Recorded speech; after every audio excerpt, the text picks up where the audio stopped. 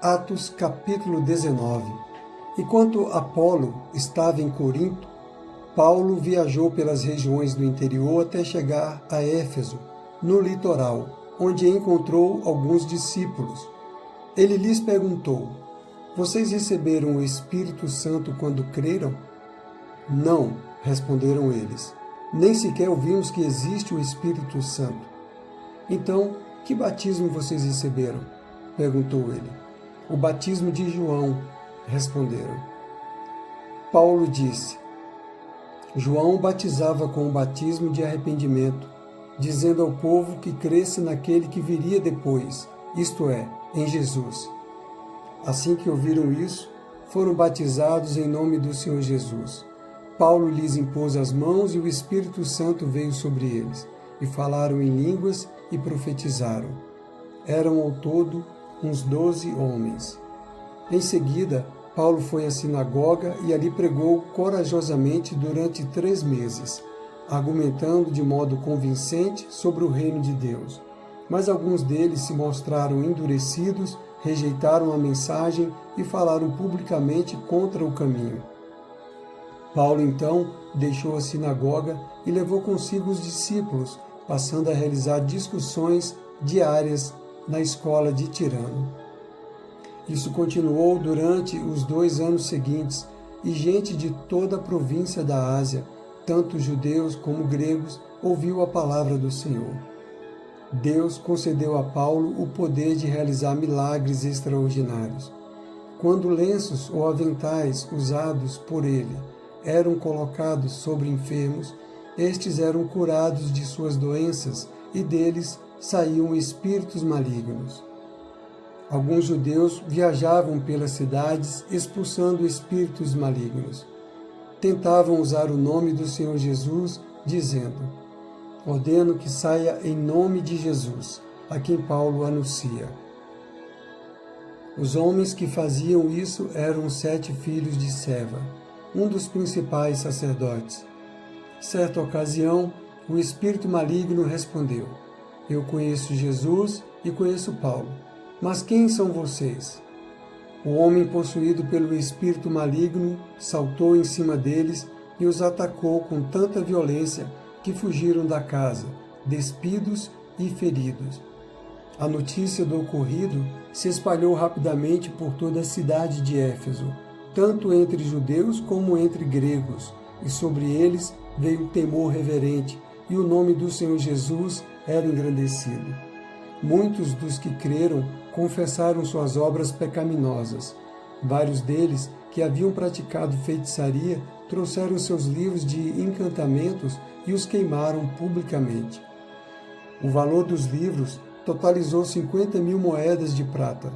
Assim, a mensagem a respeito do Senhor se espalhou amplamente e teve efeito poderoso. Depois disso, Paulo se sentiu impelido pelo Espírito a passar pela Macedônia e a Acaia antes de ir a Jerusalém. E de lá, "Devo prosseguir para Roma", disse ele.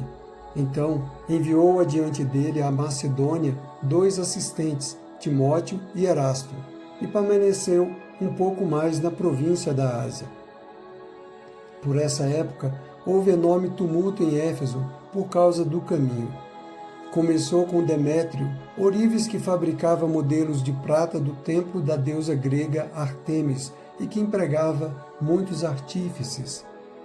Ele os reuniu a outros que trabalhavam em ofícios semelhantes e disse: "Senhores, vocês sabem que nossa prosperidade vem deste empreendimento, mas, como vocês viram e ouviram, esse sujeito, Paulo, convenceu muita gente de que deuses feitos por mãos humanas não são deuses de verdade. Fez isso não apenas aqui em Éfeso, mas em toda a província. Claro que não me refiro apenas à perda do respeito público por nossa atividade. Também me preocupa que o templo da grande deusa Ártemis perca sua influência e que esta deusa magnífica, adorada em toda a província da Ásia e ao redor do mundo, seja destituída de seu grande prestígio." Ao ouvir isso, ficaram furiosos e começaram a gritar: "Grande é Ártemis dos Efésios!" Em pouco tempo, a cidade toda estava uma confusão. o povo correu para o anfiteatro, arrastando os macedônios Gaio e Aristarco, companheiros de viagem de Paulo. Ele também quis entrar, mas os discípulos não permitiram. Alguns amigos de Paulo, oficiais da província, também lhe enviaram um recado, no qual suplicaram que não arriscasse a vida entrando no anfiteatro. Lá dentro, em polvorosa, o povo todo gritava, e cada um dizia uma coisa. Na verdade, a maioria nem sabia por que estava ali. Entre a multidão, os judeus empurraram Alexandre para a frente e ordenaram que explicasse a situação. Ele fez sinal pedindo silêncio e tentou falar. No entanto, quando a multidão percebeu que ele era judeu, começou a gritar novamente e continuou por cerca de 2 horas. Grande é Ártemis dos Efésios. Por fim, o escrivão da cidade conseguiu acalmar a multidão e disse: Cidadãos de Éfeso, todos sabem que Éfeso é a guardiã do templo da grande Ártemis, cuja imagem caiu do céu para nós.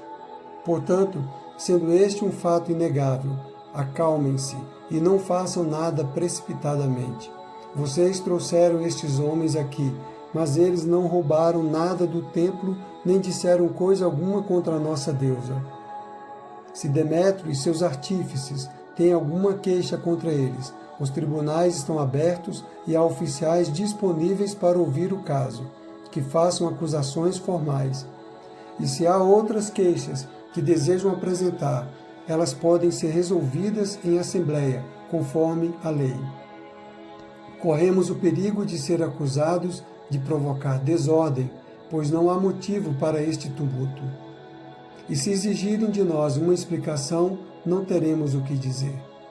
Então os despediu e a multidão se dispersou.